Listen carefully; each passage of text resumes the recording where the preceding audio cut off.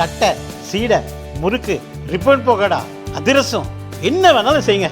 ஒரே ஒரு 5 லிட்டர் இதய மந்த்ரா கடல் எண்ணெய் பேக் ஒரு மாசம் முழுசுக்கும் அத்தனை சமையல் முடிச்சு விடலாம். இதய மந்த்ரா.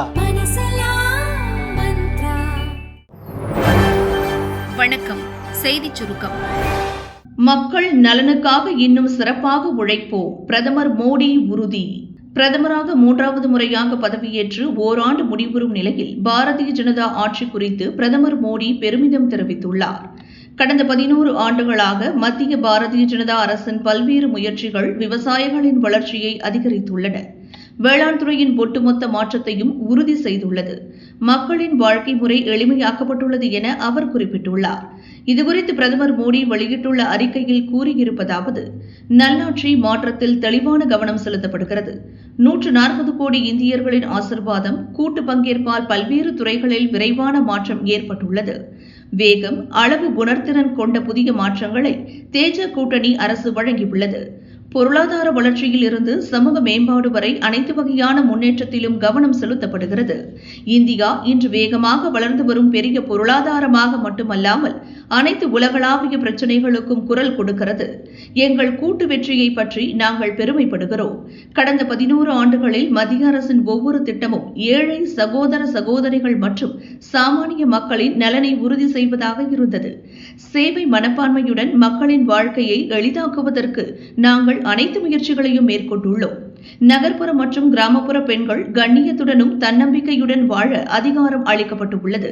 மக்கள் நலனுக்கான எங்கள் பணிகள் இன்னும் சிறப்பாக வரும் நாள்களில் தொடரும் என பிரதமர் மோடி கூறியுள்ளார். முதல்வர் ஸ்டாலின் தலைமையில் துறைசார் ஆய்வுக் கூட்டம். சென்னை தலைமை செயலகத்தில் முதல்வர் ஸ்டாலின் தலைமையில் துறைசார் ஆய்வுக் கூட்டம் தொடங்கியது. தமிழக சட்டசபையில் அறிவிக்கப்பட்ட அரசின் நலத்திட்டங்களின் நிலை குறித்து துறை வாரியாக அமைச்சர்கள், அதிகாரிகளுடன் முதல்வர் ஸ்டாலின் முக்கிய ஆலோசனையில் ஈடுபட்டுள்ளார். இந்த கூட்டத்தில் நெடுஞ்சாலைத்துறை, வணிக வரித்துறை மற்றும் கூட்டுறவுத்துறை சார்ந்த ஆலோசனைகள் நடைபெறுகின்றன. அமைச்சர்கள் ஏவாவேலு, மூர்த்தி, சக்கரபாணி, KR பெரியகருப்பன் மற்றும் அந்தந்த துறை அதிகாரிகள் பங்கேற்றுள்ளனர். முக்கிய திட்டங்களுக்கு முன்னுரிமை அளித்து விரைவாக செயல்படுத்துவதற்கு முதல்வர் ஸ்டாலின் அமைச்சர்களுக்கும் அதிகாரிகளுக்கும் உத்தரவிடுவார் என்று எதிர்பார்க்கப்படுகிறது. ஸ்டாலின் மாடல் ஆட்சியில் ஒவ்வொரு நாளும் அக்னி பரீட்சை. பொம்மை முதல்வர் என்ன செய்கிறார்? நாமக்கல் சித்தம்பூண்டி கிராமத்தைச் சேர்ந்த சாமியாத்தாள் என்ற மூதாட்டி தனது தோட்டத்து வீட்டில் கொள்ளையர்களால் படுகொலை செய்யப்பட்ட செய்தி கேட்டு அதிர்ச்சியடைந்ததாக எதிர்க்கட்சித் தலைவர் எடப்பாடி பழனிசாமி கூறியுள்ளார். சாமியாத்தாள் குடும்பத்தாருக்கு அதிமுக சார்பில் எனது ஆழ்ந்த இரங்கலையும் வருத்தங்களையும் தெரிவித்துக் கொள்கிறேன். மாநிலத்தையே உலுக்கிய பல்லடம் மூவர் கொலை, சிவகரி இரட்டை கொலை சம்பவங்களுக்கு பிறகும் இந்த ஸ்டாலின் மாடல் அரசு இன்னும் திருந்தவில்லை. மேற்கு மாவட்டங்களில் தோட்டத்து வீடுகளில் உள்ள விவசாயிகளை குறிவைத்து நடக்கும் கொலை கொள்ளை சம்பவங்களை தடுக்க இந்த திமுக அரசு என்ன நடவடிக்கை எடுத்தது? பல்லடம், சிவகரி வழக்குகளில் கைதான குற்றவாளிகள் மட்டுமே இந்த குற்றங்களை செய்தவர்களா என்ற சந்தேகம் மக்களிடம் ஏற்கனவே உள்ள நிலையில் இந்த சம்பவம் அந்த சந்தேகத்தை வலுப்பெறச் செய்துள்ளது. தமிழக மக்கள் ஒவ்வொரு நாளும் பாதுகாப்பாக கடப்பதையே ஒரு அக்னி பரீட்சையாக மாற்றிய திமுக அரசுக்கு எனது கடும் கண்டனம். சித்தம்பூண்டி சாமியாத்தாள் கொலை வழக்கில் உண்மையான குற்றவாளிகளை கைது செய்து சட்ட நடவடிக்கை எடுக்க வேண்டும். தொடரும் சட்டம் ஒழுங்கு சீர்கேடுகளை பொம்மை முதல்வர் இனியாவது அடக்க முயற்சிக்க வேண்டும் எனவும் எடப்பாடி பழனிசாமி வலியுறுத்தியுள்ளார். தமிழர் பிரதமராவதை தடுத்த திமுக பாரதிய ஜனதாவை விமர்சிப்பது வேடிக்கை. கண்ணாடி வீட்டிலிருந்து கல் எறிய வேண்டாம். பாரதிய ஜனதா தேசிய மகளிர் அணி தலைவர் வானதி சீனிவாசன் வெளியிட்டுள்ள அறிக்கையில் கூறியிருப்பதாவது: கடந்த ஆண்டு நடந்த ஒடிசா சட்டசபை தேர்தல் பிரச்சாரத்தின் போது தமிழகத்தைச் சேர்ந்த ஒருவர் ஒடிசா முதல்வராவதா என்று கேட்டவர் மத்திய உள்துறை அமைச்சர் அமித்ஷா என்று திமுக அமைப்பு செயலாளர் RS பாரதி கூறியிருக்கிறார். தமிழை தாய்மொழியாகவும் தமிழகத்தை பூர்வீகமாக கொண்ட ஜெயலலிதா மைசூரில் பிறந்தவர் என்பதற்காக கன்னடர் என்றும், MGR மலையாளி என்றும், வைகோவை கலிங்கப்பட்டி தெலுங்கர் என்றும் வசைப்பாடிய ஒரு கட்சி தமிழகத்தைச் சேர்ந்த ஒருவர் ஒடிசா முதல்வராவதை பாரதிய ஜனதா எதிர்த்தது என்று கூறுவது வேடிக்கையாக இருக்கிறது. ஒடிசாவில் IAS அதிகாரியாக இருந்த தமிழகத்தைச் சேர்ந்த பாண்டியன் பிஜு ஜனதாதளம் கட்சியில் சேர்ந்து தீவிர அரசியலில் ஈடுபட்டார். அதற்கு அக்கட்சியிலும் ஒடிசா மக்களிடமும் பெரும் எதிர்ப்பு எழுந்தது. அதனால் தான் பாண்டியன் அரசியலில் தலையிட மாட்டார், ஆட்சி அதிகாரத்துக்கு வரமாட்டார் என்று பிஜு ஜனதாதளம் கட்சியின் தலைவரும் அப்போது முதல்வராகவும் இருந்த நவீன் பட்நாயக் அறிவிக்க வேண்டிய நிலை வந்தது. ஒடிசா மக்களின் அந்த மனநிலையைத்தான் அமித்ஷா வெளிப்படுத்தியிருந்தார். சுதந்திரமடைந்து 77 ஆண்டுகள் ஆகியும் தமிழகத்தைச் சேர்ந்த ஒருவர் கூட இந்தியாவின் பிரதமராகவில்லை. அதற்கான வாய்ப்பு இருமுறை வந்தது. முதல் முறை காமராஜருக்கு வந்தபோது அதை அவர் விரும்பவில்லை, ஏற்கவும் இல்லை. இரண்டாவது முறை காங்கிரஸ் மூத்த தலைவராக இருந்த ஜி.கே. மூப்பனாருக்கு அந்த வாய்ப்பு வந்தது. 1997 தேவகவுடாவுக்கு பிறகு ஜி.கே. மூப்பனாருக்கு வந்த பிரதமர் வாய்ப்பை தடுத்து நிறுத்தி ஐ.கே. குஜ்ராலை பிரதமராக்கியது திமுக. 1997 தேவகவுடாவுக்கு பிறகு ஜி.கே. மூப்பனாருக்கு வந்த பிரதமர் வாய்ப்பை தடுத்து நிறுத்தி ஐ.கே. குஜ்ராலை பிரதமராக்கியது திமுக. தமிழர் ஒருவர் பிரதமராவதை தடுத்து நிறுத்திய கட்சி, தமிழகத்தைச் சேர்ந்த ஒருவர் ஒடிசா முதல்வராவதை பாரதிய ஜனதா தடுத்துவிட்டதென்று கூறுவது வேடிக்கையாக இல்லையா? கண்ணாடி வீட்டிலிருந்து கல்லெறிய வேண்டாம். அதிமுக பாமகவை கபளீகரம் செய்து அந்த இடத்தில் பாரதிய ஜனதாவை கொண்டு வருவதுதான் அமித்ஷாவின் ஒற்றை இலக்கு என்றும் ஆர்.எஸ். பாரதி கூறியிருக்கிறார். அதிமுக பாரதிய ஜனதா கூட்டணியில் பாமகவும் இணையப் போகிறதென்று தெரிந்தவுடன் திமுகவுக்கு பெரும் அச்சம் வந்துவிட்டது. அந்த பயத்தின் விளைவுதான் இப்படி புலம்பித் தள்ளியிருக்கிறார் ஆர்.எஸ். பாரதி.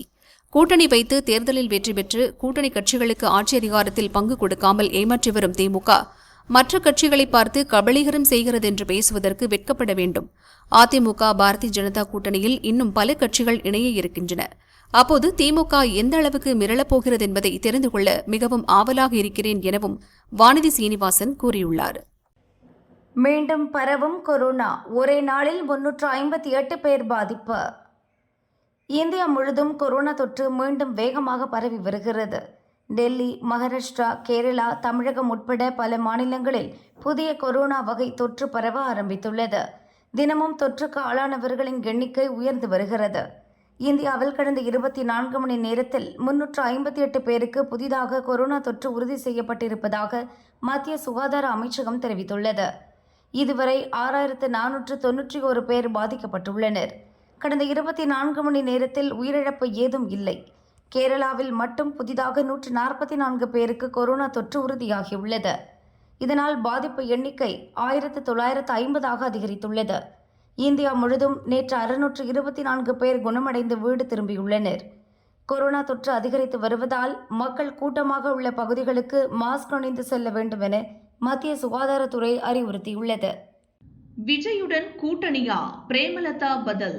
தேமுதிகவுக்கு 2026ஆம் ஆண்டு ராஜ்யசபா சீட் தருவதாக அதிமுக பொதுச் செயலாளர் பழனிசாமி உறுதியளித்துள்ளார். பொறுத்திருந்து பார்ப்போம் என தேமுதிக பொதுச் செயலாளர் பிரேமலதா கூறினார். தனித்து நிற்கிற முடியும் அப்படின்ற ஒரு ஃபார்முலாவை உருவாக்குனதே கேப்டன் தான். தேசிய முற்போக்கு திராவிட கழகம் இதுவரைக்கும் தமிழ்நாட்டில் வேற எந்த கட்சியாவது தனிச்சு நின்று இருக்காங்களா? இப்போ சகோதரர் சீமான் அவர்கள் நிற்கிறார். இன்னும் விஜய் என்ன அவருடைய நிலைப்பாடுன்னு சொல்லலை. பட் அதுக்கான துவக்கம் கேப்டன் தாங்க. அதனால் இனிமேல் நாங்கள் தனியாக நிற்கிறோமா இல்லையா என்பதை காலம்தான் பதில் சொல்லும். 2026 தேர்தலில் தேமுதிக தலைமையிலான கூட்டணி தான் அமைய வாய்ப்பு இல்லை. இப்பயே நிறைய கூட்டணி இருக்குங்க. ஓட் ஸ்பிளிட்டு தாங்க அதிகமாகும். நிற்கிறது ஒன்றும் பெரிய குதிரை கொம்பு இல்லை. 234 தொகுதியும் முதல் தேர்தலையே பார்த்தவங்க தான் நாங்கள். ஆனால் வெறுமனே போட்டியிடுவது மட்டும் இலக்கு இல்லை. வெற்றி பெற்று 2026 தேமுதிக மிகப்பெரிய ஒரு பலத்தோடு அசம்பிளிக்கு போகணும். அதுதான் எங்களுடைய. இதை போய் விஜய்கிட்ட தான் நீங்கள் கேட்கணும், எங்ககிட்ட கேட்கக்கூடாது. நாங்கள் கட்சி ஆரம்பித்து 20 வருஷம் ஆயிடுச்சு, சரிங்களா? எங்ககிட்ட நீங்கள் கேட்கணும், விஜய்கிட்ட போய் கேளுங்க. 2020 வந்து உங்களுக்கு ராஜ்யசபா இந்த கடலூர் மாநாட்டில் ஏதாவது அது எதற்கான இல்லை, அவங்க வந்து எங்களுக்கு வந்து 5 MP உறுதி செய்த போதே இந்த ராஜ்யசபா சீட்டும் உறுதி செய்யப்பட்ட ஒன்று தான். எழுத்து வடிவமாகவே அவங்க எழுதி கொடுத்ததும் உண்மைதான். அன்றைக்கி அதிமுக தலைமை அலுவலகத்திலே அன்றைக்கே நம்ம ப்ரெஸ் மீட்டில் சொல்லுவோன்னு நான் சொன்னேன். அப்போ தான் அண்ணன் எடப்பாடியார் வந்து இப்போ எலெக்ஷன் டைமாக இப்போ சொல்ல வேணாம், பின்னாடி சொல்லுவோன்னாரு. ஓகேன்னு அவர் வார்த்தைக்கு நம்ம மரியாதை கொடுத்து வேணான்னு நம்ம அன்றைக்கி சொல்லலை. அதுக்கு பிறகு 2025 எழுதி கொடுங்கன்னு நம்ம கேட்டோம். அதில் வந்து வருஷம் எழுதுவது எப்பயுமே மரபு கிடையாது. என்னுடைய வார்த்தை தான் அது எழுதி தருவதை விட என்னுடைய வார்த்தை தான் மிக முக்கியமானதுன்னு அவர் சொன்னார். ஸோ அதுக்கு மேலே அது வந்து நம்ம வந்து இன்சிஸ்ட் பண்ணக்கூடாதுன்னு நம்ம அதை விட்டுட்டோம். பட் இப்போ வந்து சொல்லியிருக்காங்க 2026 உறுதியாக தரப்படும் அப்படின்னு சொல்லியிருக்காங்க. பொறுத்திருந்து பார்ப்போம். இல்லை அதில் வந்து அதிமுக ஏதாவது சூழ்ச்சி பண்ணியிருக்கோம் அப்படிங்கிற மாதிரி ஏதாவது இல்லை, எல்லாருமே நினச்சது 2025 கொடுப்பாங்கன்னு தான் எல்லாரும் நினச்சது. நாங்கள் பேசினது அதான். ஆனால் அண்ணன் வந்து இப்போ வந்து அடுத்த தேர்தலை ஒட்டி 2026 தருகிறோம் என்று அண்ணன் எடப்பாடியார் சொல்லியிருக்கிறார். பொறுத்திருந்து பார்ப்போம். பொறுமை பொறுத்தவர் பூமி ஆழ்வார். புரியுதுங்களா? நல்ல பொறுமையாக இருப்போம். பொறுத்தார் பூமி ஆழ்வார். ரயிலில் இருந்து தவறி விழுந்து 5 பேர் மரணம். மகாராஷ்டிரா மாநிலம் மும்பை மற்றும் புறநகர் பகுதிகளில் இயக்கப்படும் மின்சார ரயில்களில் தினமும் லட்சக்கணக்கான பயணிகள் பயணித்து வருகின்றனர். தினமும் காலை மற்றும் மாலை வேளைகளில் கடும் கூட்ட நெரிசல் ஏற்படுவது வழக்கம். இந்நிலையில் இன்று காலை தானே ரயில் நிலையத்தில் இருந்து மும்பைக்கு புறநகர் மின்சார ரயில் புறப்பட்டு சென்றது. அந்த ரயிலில் பயணிகள் கூட்டம் அலைமோதியது. ஏராளமானோர் படிக்கட்டுகளில் தொங்கியபடி பயணித்தனர். தானேவை அடுத்த மும்ரா ரயில் நிலையம் அருகே ரயில் சென்றபோது படிக்கட்டுகளில் தொங்கிய 10க்கும் மேற்பட்டோர் தவறி தண்டவாளத்தில் விழுந்தனர். இதில் 5 பேர் ஸ்பாட்டிலேயே பலியானார்கள். மேலும் பலர் படுகாயமடைந்தனர். இதில் சிலரது நிலைமை கவலைக்கிடமாக இருப்பதால் பலி எண்ணிக்கை உயரும் என அஞ்சப்படுகிறது. இதுபற்றி தகவல் அறிந்ததும் ரயில்வே போலீசார் விரைந்து சென்று காயமடைந்தவர்களை மீட்டு அருகிலுள்ள ஹாஸ்பிட்டலுக்கு அனுப்பி வைத்தனர். மேலும் இதுபற்றி விசாரித்து வருகின்றனர். இந்த விபத்து காரணமாக தானே மும்பை புறநகர் ரயில் சேவை பாதிக்கப்பட்டது.